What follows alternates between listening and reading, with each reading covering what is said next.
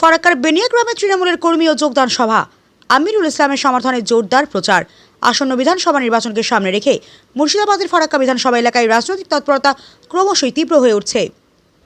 এরই প্রেক্ষিতে ফারাক্কার বেরিয়া গ্রাম পঞ্চায়েতের অন্তর্গত আলীনগর ৭৩ নম্বর বুথে তৃণমূল কংগ্রেসের উদ্যোগে এক কর্মী সভা ও যোগদান সভার আয়োজন করা হয়। এই সভায় ফারাক্কা বিধানসভার তৃণমূল কংগ্রেস প্রার্থী আমিরুল ইসলামের সমর্থনে একাধিক কর্মী ও সমর্থক দলীয় পতাকা হাতে যোগদান করেন। সবাই সাধারণ মানুষের উপস্থিতি ছিল চোখে পড়ার মতো, যা তৃণমূলের সাংগঠনিক শক্তিকেই তুলে ধরে। স্থানীয় নেতা ফারুক চৌধুরীর উদ্যোগে আয়োজিত এই কর্মী সভায় উপস্থিত ছিলেন ফারাক্কার মনোনীত প্রার্থী আমিরুল ইসলাম, তৃণমূল কংগ্রেসের ফারাক্কা ব্লক সভাপতি ইসলাম, জঙ্গিপুর সাংগঠনিক জেলার সাধারণ সম্পাদক ইলিয়াস শেখ, জেলা পরিষদের সদস্য আঞ্জুমারা খাতুন, নজরুল ইসলাম সহ অন্যান্য কর্মীবৃন্দ। সভায় উপস্থিত বক্তারা আগামী নির্বাচনে তৃণমূল কংগ্রেসকে বিপুল ভোটে জয়ী করার আহ্বান জানান। সভায় বক্তব্য রাখতে গিয়ে লাভলি খাতুন বলেন, আমরা প্রার্থীকে দেখে ভোট দেব, দিদির উন্নয়নের ধারাকে এগিয়ে নিয়ে যেতে আমরা অঙ্গীকারবদ্ধ। সমগ্র কর্মসূচি ঘিরে এলাকায় রাজনৈতিক উত্তেজনা ও উৎসাহ ছিল লক্ষণীয়। আজকে আমাদের কর্মী সভা ছিল প্লাস জয়েন্ট সভা ছিল। মানুষের কিরকম সাড়া পাচ্ছে?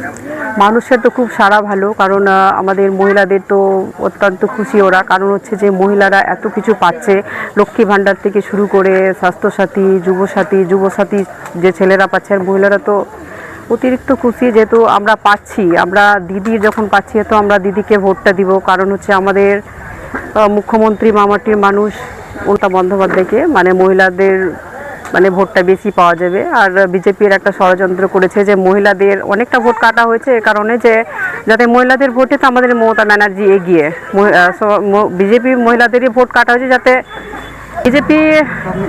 বিজেপি একটা মিথ্যা কথা। বিজেপি তো এর আগেও বলেছিল যে প্রত্যেক মহিলার অ্যাকাউন্টে 15 লক্ষ করে ঢুকে যাবে, নানা এরকম বলেছে বিজেপি, কিন্তু কোনো কিছু করেনি, একটা মিথ্যা বলে ভোটটা নিবে। সেটা বাংলার মানুষ জেনে গেছে যে একটা মিথ্যাবাদী বিজেপি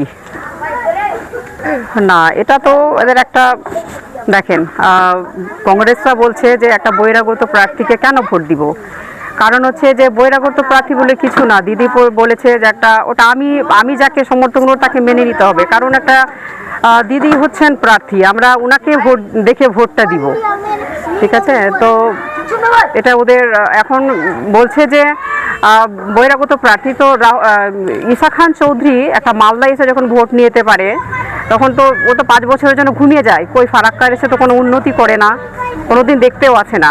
এত যে এসআইআর নিয়ে মানুষ বিভ্রান্তি, মনে পড়লো তো একবার তো ফারাক্কা এলো না, যে মানুষের কি অবস্থা সেটা তো আসেনি। আবার আজকে রাহুল গান্ধী এসছে, সেটা শুধু ভোট চাওয়ার জন্য, নিজের স্বার্থে, কই তারাও তো একবার লড়াই করলো না, যা লড়াই করেছে আমাদের মামাটি মানুষ মমতা বন্দ্যোপাধ্যায় লড়াই করেছে। একদমই না, তিনি তো কথা বলতেই পারছেন না। যাই হোক, আবার আমাদের ফারাক্কাটাকে শেষ করবে, কারণ হচ্ছে ওর কোনো শিক্ষাগত যোগ্যতা নেই বা আরও কিছু, ওনার অনেক কিছু বলছে যে উনি মানুষের পাশে থাকেন না। এখন বলছে যে আমার টাকা দিয়ে এখন সবাইকে 10,000 20,000 টাকা অনেককে দিচ্ছে গ্রামে গ্রামে যাতে ভোটটা কেনার জন্য, কিন্তু অনেক লোক বুঝে গেছে যে মাহাতাব খুব একটা ভালো লোক নেই, উনি লেবারের অনেক লেবারকে কাজ করিয়ে উনি টাকা দেননি।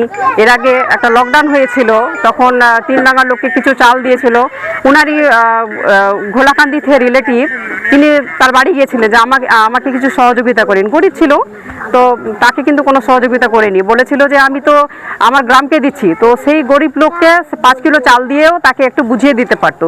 তো সে লোক কি সমাজে কাজ করবে, মানুষের কি সেবা করবে?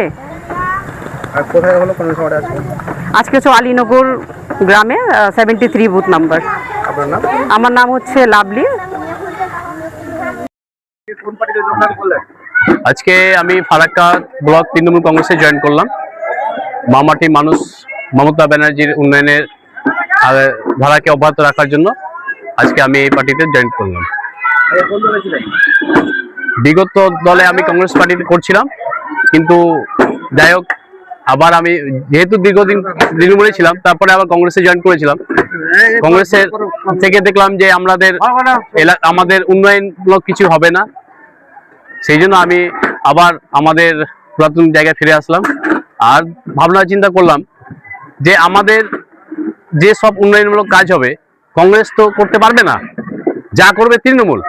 আজকে ধরুন আপনি যদি পশ্চিমবাংলায় 4টে সিট পেয়ে নিল, তাহলে এই 4টে সিট নিয়ে কংগ্রেস কি করবে? কিছুই করতে পারবে না। যা করবে তৃণমূলের সরকারই করবে। আর আগামী দিনে যে সমস্ত উন্নয়ন প্রকল্প তৃণমূলের মাধ্যমে হয়েছে এবং তৃণমূলের হাত ধরেই হয়েছে, তাই দেখলাম অনেক ভেবে চিন্তে এই তৃণমূলে জয়েন করলাম আবার, যে আরো অনেক কিছু জিনিস আমরা দেখতে পেলাম, বিশেষ করে এসআই এর মাধ্যমে, যে পশ্চিমবাংলার কংগ্রেসের কোনো না এমএলএ বলুন বা এমপি, এমএলএ তো নেই, যেহেতু আমরা যাকে কংগ্রেসের যারা রাজনীতিবিদ বা যাকে আমরা অল ইন্ডিয়াতে কংগ্রেসে যারা নেতৃত্ব দিচ্ছেন, আজ পর্যন্ত দেখলাম না এসআই নিয়ে পশ্চিমবাংলায় নিয়ে কোনো মুখ খুললো। যা করেছেন মমতা ব্যানার্জি করেছেন। অতএব সাধারণ ভোটারদের চিন্তা ভাবনা করেই আজকে উনি লড়াই করছেন, আগামী দিনে লড়াই করে যাবেন। আগামী দিনে পার্টির পাশে কিভাবে থাকবেন? অবশ্যই পার্টি যেভাবে আমাকে যেভাবে ব্যবহার করে, আমি পার্টিকে সবসময় আমি মানে সহযোগিতা করব। আপনার নাম? আমার নাম এমডি নিয়াজ খান।